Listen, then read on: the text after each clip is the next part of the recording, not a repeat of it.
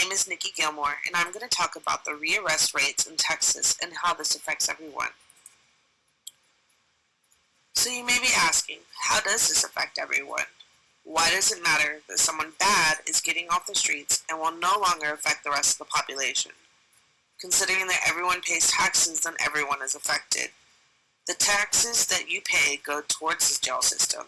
Yes, true, not all does, but you are still paying for housing people in the jail system. On average, the U.S. taxpayer pays $55.38 a day to teach a child and feed them. So this does include transportation as well. For just 20 cents more, we are able to house an inmate, and this includes all therapies and staffing involved in the jail. When we look at the incarceration rate here in the United States, it actually is quite astonishing. Louisiana is the highest population rate for incarceration. However, since we are in Texas, we see that we are still pretty up there with how many people are behind bars. So what necessarily is recidivism? Well, according to the Knowing Webster, it is a tendency to relapse into a previous condition or mode of behavior, especially relapsing into a criminal behavior.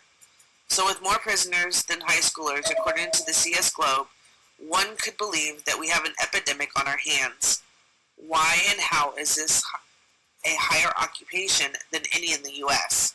Since the war on drugs in the 1980s, we as a society have always answered the question of what to do with an offender by locking them up and throwing away the key.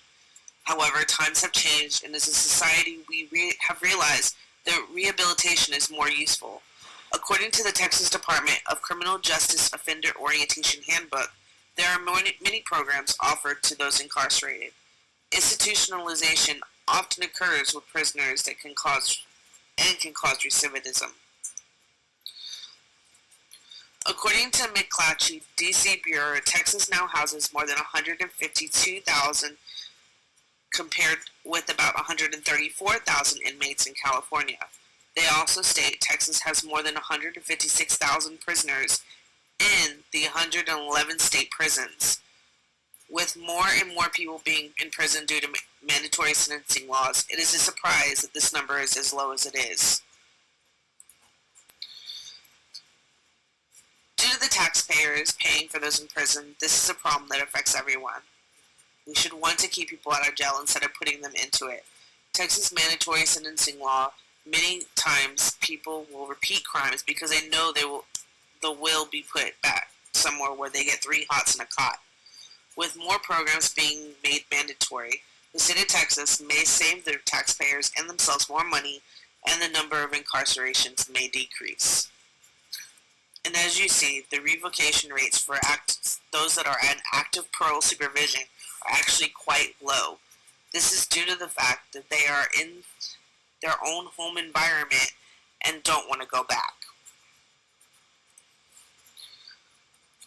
When we look at other therapies offered in other states, we wonder why is our state still so high? Don't we offer the same programs? Other states offer things such as work release and victim impact, which means the victims come in and they actually talk to the perpetrator and help them, counsel them, teach them why what they did was wrong. They also have affordable homes where they go out and they build, like in Habitat for Humanity, for people that are of need. So what are we missing? We actually do have programs. However, they are elective, unlike in other states, with lower recidivisms and incarceration rates. The inmates are forced to participate in programs and made to focus on rehabilitating their lives. Texas, it is an option. So could this be the reason why our recidivism rate is so high, as well as our incarceration rate?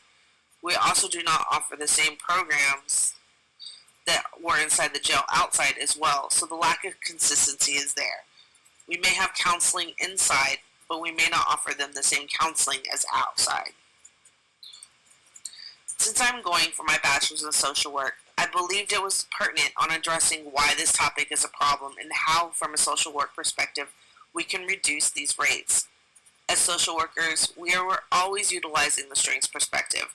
It is a way of looking and assessing someone and determining what they are strong at and blowing up that idea by focusing on it and incorporating the other aspects into that strength.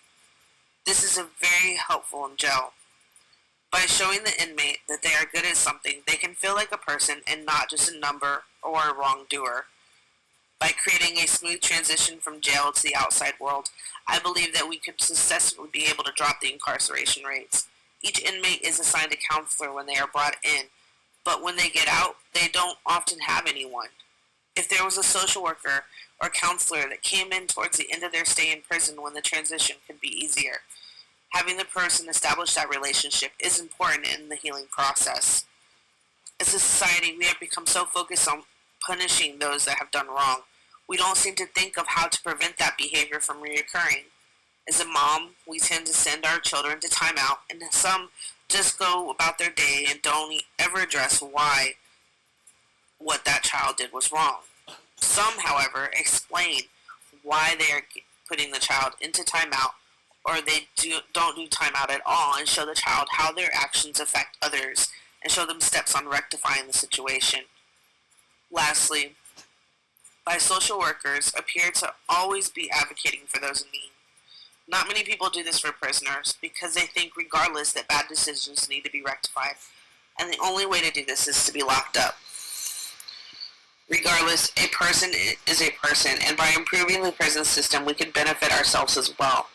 Learning to not only punish, but to rehabilitate tends to be key in helping those incarcerated.